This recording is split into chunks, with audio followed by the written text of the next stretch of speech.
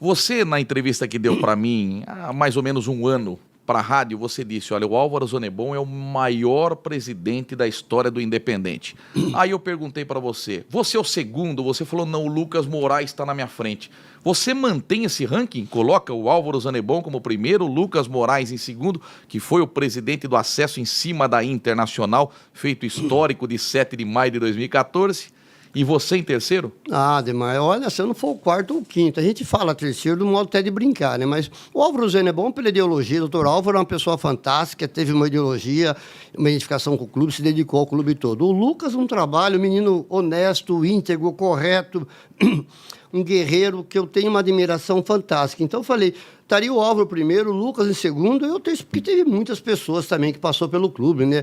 A gente vê Orlando Fischer, a gente vê Pedro Januário, a gente vê muitas pessoas, Fagote, que eu adorava tanto, então teve muitas pessoas boas, mas talvez pelo sucesso recente que a gente conseguiu, mesmo com dificuldade, presidindo o conselho, sendo campeão da NGUC, caindo em 2008, voltando para o Brasil, assumiu o clube novamente, fomos campeão contra o Capivariano, depois em 2015 chegamos, beliscamos a Série A1, daí aconteceram uns contratempos aí, que a gente fica esse triste, episódio, né? vai ser Foi uma um episódio parte marcante que a gente ficou triste em ter ocorrido, mas no toda a ideologia e identificação com o clube, a gente tem que aplaudir as pessoas de direito, e no caso eu falei, o doutor Álvaro e o Lucas, pela admiração que eu tenho por ele. Apesar de ser polêmico, você se considera um presidente honesto?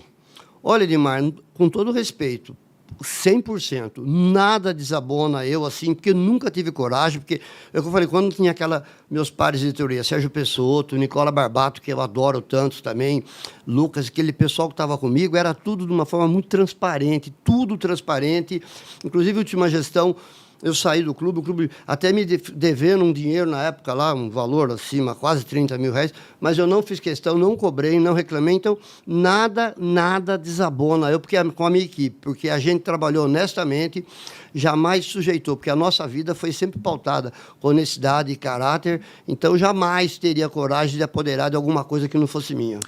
Você já faz aí mais ou menos quase 10 anos que deixou o Independente, vamos colocar aí 7, 8 anos que você está ausente do Independente. E olha, dói o nosso coração ver a situação atual do clube. O Independente está sendo motivo de chacota. Isso é terrível para quem acompanha o futebol, para quem viu o Independente por um gol não subir para a Série A1 do Campeonato Paulista. A gente vai falar daqui a pouquinho do episódio Oeste. Mas hoje a gente vê o Independente na última divisão, as categorias de base tomando um pau atrás do outro, as meninas do futebol feminino passando dificuldade na casa do atleta. Como é que você, que é um galista nato, vê o Independente nessa situação de penúria? Dói falar isso, mas é uma situação que, olha, infelizmente o clube está passando. É lamentável ver essa situação no clube, porque a gente dirigiu com todo prazer, sempre teve dificuldade, muitas dificuldades, mas sempre a gente sobrepondo, correndo, fazendo. Você vai lembrar, chegamos a um dia, eu já comentei esse episódio para você, a ponto de o clube com dificuldade, eu entrei no vestiário um dia, vi aquela dificuldade, não tinha onde captar recursos, porque as pessoas ajudavam já, né? A gente tem duas pessoas, como Júlio Massorano e Roberto Martins, sempre fez de tudo, mas a gente também não abusava da bondade, a gente procurava fazer a nossa correria com meus pares de diretoria. Por isso que eu tenho admiração por todo o pessoal, Nicola, Lucas, que eu sempre falo. E um dia eu entrei no vestiário, aquele desespero, a gente tinha um jogo no sábado à tarde, acho que era contra São Carlense, se não estiver enganado, e olhando assim no vestiário sozinho, eu tive uma ideia, eu falei, sabe uma coisa? Eu achei meia furada, cueca furada, bola, chuteira rasgada, o que eu achei foi fazer um leilão. Você, aí que está, entre o sucesso do Edmar, a estima e a consideração. Procurei você, Edmar, eu vou fazer um leilão, vou vender tudo que eu tenho lá, coisa usada, coisa velha, para captar algum recurso. Assim, não estou um pouco de brincadeira, mas se vendesse alguma coisa, já ia ajudar na mistura, naquela dificuldade. Mar, eu catei tudo que eu achei, tudo, até cueca com freada eu achei. O que aconteceu, Edmar? Eu fui num sábado cedo, convidei minha diretoria, todos concordaram, aceitaram, todos fomos lá, Peugeot, inclusive, eu lembro tudo. Estendemos um varal ali na antiga Caixa, que é o Banco do Brasil, hoje na esquina da Praça do Relógio ali. no Pipoqueiro Antigo. Edmar, chegamos lá 8 horas da manhã, 10 horas da manhã, vendeu tudo, arrecadamos na época R$4.600, que deu para comprar comida, deu para viajar, deu para alimentar. Então foi uma experiência fantástica, porque honestidade, humildade, todo mundo trabalhando em sintonia, sem vaidade, sem negociar, sem fazer balcão de negócio, sempre com honestidade e com dificuldade. E é assim que o clube foi indo, caminhando, voltou às origens e o clube começou a subir. Marcelo, o que você tem a dizer do Marinho, atual presidente do Independente? Porque na situação mais de dificuldade nesta Série A4, que o Independente acaba caindo, ele prometeu renunciar. Ele impediu que a torcida fizesse um protesto quando ele fala, olha, eu vou sair logo após terminar o campeonato. Isso não aconteceu ainda. Até a nossa gravação desse podcast, o Marinho continuava como presidente do Independente. Como é que você, do lado de fora, que foi presidente, analisa e avalia a condução do Marinho à frente do Galo? Olha, o Marinho tem uma certa amizade, gosto muito da pessoa dele, tenho uma grande estima e consideração. Como pessoa, como homem, mas como dirigente a gente fica triste, lamentável, até acho que seria uma oportunidade de eventualmente ele sair para chegar gente nova, de repente com novas ideias, novas parcerias, para alavancar o clube, porque até 2015, quando estava, ele era um dos dirigentes também, um dos diretores, e juntamente com algumas pessoas, de repente, acabaram pactuando com algumas faixas desagradáveis lá, que não foi nada bacana na época. E até então, conversando com um amigo empresário da cidade, ele falou, não, se eles querem isso, passa o clube, deixa o clube na frente deles. Nós estávamos beliscando a Série A1, nós tínhamos 3 jogos para fazer, 9 pontos para disputar, nós tínhamos 3 jogos... Então, não tinha como, eventualmente, o Galo não subir, porque até então... E, lamentavelmente, ocorreu tudo aqueles episódios tristes que a gente marca no coração. Um dia eu vou contar num livro, falei, você vai escrever um livro, vou contar para você, para as pessoas saberem todos esses detalhes que ocorreram. Quem sabe você conta hoje. Entendeu? E então, o que eu falei. E a gente, quando passou o clube, eles pegaram, administraram, e infelizmente, olha o que aconteceu. Reclamavam talvez da gestão, porque é uma gestão lenta, mas foi honestamente subindo, até chegar, até que o Lucas chegou para a Série A2, a gente brigou pela Série A1. E esse pessoal que estava lá, que levantou faixa, algumas coisas, alguns dirigentes, conselheiros, estão aí, pegaram o futebol e olha o que aconteceu. O Independente, lamentavelmente, toma 6, toma 8, toma 2. A gente fica triste, porque não é isso que a gente gosta de ver o clube numa situação lamentável. E detalhe, hein? Você pega a rodovia Anhanguera, até o final dela de São Paulo, até o final anterior, todos os clubes que passam pela Anhanguera subiram. O Independente foi o único clube que não teve acesso à Série A1. Você teve um trauma com parceria, a gente vai falar do episódio Arte da Bola também. Você é contra a parceria? Por exemplo, o Independente recentemente anunciou 4 anos de contrato com a G10, lembra Rúmel na camisa, e leva o time para São Paulo, e todo aquele glamour, o torcedor do Independente falou, poxa, agora vai.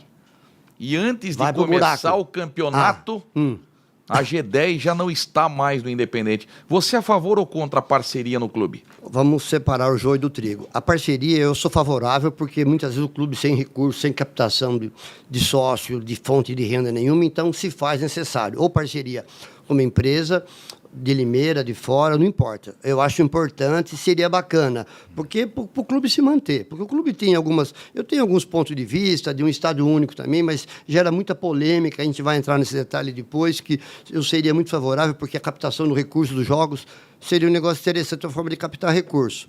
Porém, a parceria, quando ocorreu isso e o clube foi treinar em São Paulo, eu já pensei na hora, não vai dar certo. Um clube que é da cidade, por mais que arrume uma parceria, Rúmel, isso, aquilo, vai patrocinar a Lufthansa, não sei quem, o Emirados Árabes está por trás e vai treinar fora. Eu falei, amigo, está escondendo algo, não fica bom, não ia soar bem. E realmente, lamentavelmente, ocorreu isso e as pessoas acabaram aceitando, concordando, aplaudindo. Até então, tinha uma pré-parceria, um interesse do empresariado local, você sabe, 2 pessoas da cidade querendo administrar, mas de repente deram prioridade para esse pessoal que veio aí e, naturalmente, no primeiro jogo já tinha ido embora. Então, isso não foi muito divulgado, até para não causar um mal-estar, mas foi lamentável. Mas dentro disso aí, a gente chegou a falar na rádio, o Grupo Bom Pastor e a Plasticor do Brasil. Perfeito. Duas empresas fortíssimas de Limeira. Fantásticas, honestas, A íntegras. informação que nos chegou é que eles gostariam de fazer a SAF do Independente. Eu também fui simpático e favorável. Seria o segundo erro do Independente na história? O primeiro foi não ter deixado o Bruno Massorano ser o presidente? Olha, é uma sucessão de erros ocorreu. Assim, dois graves que eu tô dizendo. Sim, o Bruno, a ausência do Bruno era uma coisa assim, o Bruno seria a cereja do bolo para nós. O Galo ia para Libertadores. O Galo para Libertadores, Pode Champions League, apostar. ia disputar Champions tudo. League. Você pensar, o Galo ia atropelar, ia ser os Galácticos de Limeiras, como a época do Flamengo. Como o Não Dr. sabe Roberto tudo. Lucato dizia, né? O Real Madrid da Vila Esteves. Exatamente, entendeu? Então, o Independente teve uma grande, uma oportunidade ímpar. Lamentavelmente, não abraçaram. Então, acaba abraçando oportunidades, talvez com interesses escusos, e isso que ocorre, que prejudica o clube. Porque quando você tem ideologia e pensa no clube, realmente, primeiro o clube, depois a pessoa, entendeu? Porque quando você vai ser dirigente, se coloca à disposição de servir o clube, você tem que servir o clube, não se servir do clube. E, naturalmente, você tem que procurar a melhor parceria. Eu tive um problema com a parceria também que eu firmei na época com o J. Rubens, mas depois, no final, foi tudo acertado de uma forma correta, com papel, transparência. Então, onde há transparência, a gente consegue ver o outro lado da moeda. Agora, quando a coisa é de uma forma escusa, de repente com interesse que se sobrepõe de um dirigente ou outro, naturalmente não dá certo, Edmar. Aquela história, o que começa errado, Termina dificilmente vai terminar certo. Lembrei de um terceiro erro grave pro Independente. O dia que torcedores jogaram pedras na casa do Roberto Martins. Eu ia falar disso. Terceiro erro grave. Esse episódio do Bruno foi lamentável, triste, porque o Bruno era uma pessoa fantástica, cereja do bolo, que nós Quem falamos. que foi no lugar dele? O Saponga? Quem que foi? Foi Paulo Sérgio, na época, não Saponga, lembro. eu não me lembro, mas foi uma coisa Não, assim... inacreditável. Foi uma patifaria. O Independente trocou aquela história, trocou 1 milhão por um maço de cigarro, por uma caneta. Então, lamentavelmente, foi um episódio extremamente triste. Quanto ao Roberto, eu conversei com o Roberto ano passado. O Roberto tem uma estima, um carinho muito grande por ele, Roberto Martins. E, na ocasião, ele comentou comigo. Eu falei, Roberto, eu queria saber quem foi. Porque eu tive um jogo que eu fui, a gente passou num jogo, eu era um torcedor, um dirigente, e a gente foi com a torcida para fora. E o clube, eu lembro, o ônibus passou pela rua Ceará. E a mãe dele, a mãe dele mora lá até hoje, eu acredito. E ele comentou comigo, eu falei, Roberto, se foi no ônibus que eu estava, eu não vi, não presenciei, e se visse, jamais deixaria. Até porque o Roberto Martins é uma pessoa maravilhosa também, que sempre contribuiu demasiadamente com o clube, sem medir esforços. Então, quando eu soube, ele comentou comigo, eu falei, Roberto, sinceramente eu não vi, porque se eu visse, naturalmente seria excluído do clube, da diretoria, ou se foi algum torcedor insano, algum torcedor maluco, mas jamais fizesse isso, porque o Roberto sempre colaborou demais com o clube. Então, o respeito, o carinho, a admiração por ele também é uma coisa permanente e vitalício. Não chegou a hora de você voltar pro Independente? Como é que tá a sua vida hoje? Você teria condição? Você tá tranquilo? Porque para ser presidente do clube, você precisa ter tempo. E, ao mesmo tempo, ser maluco, né? Porque para ser presidente de um clube, Edmar, é extremamente estressante. Você tem que largar a família, a empresa. Eu vou dizer para você, contra o Capivariano em 2011, eu tive o prazer de disputar o maior campeonato do mundo. Porque em lugar nenhum do mundo você vê um campeonato oficial com 48 equipes.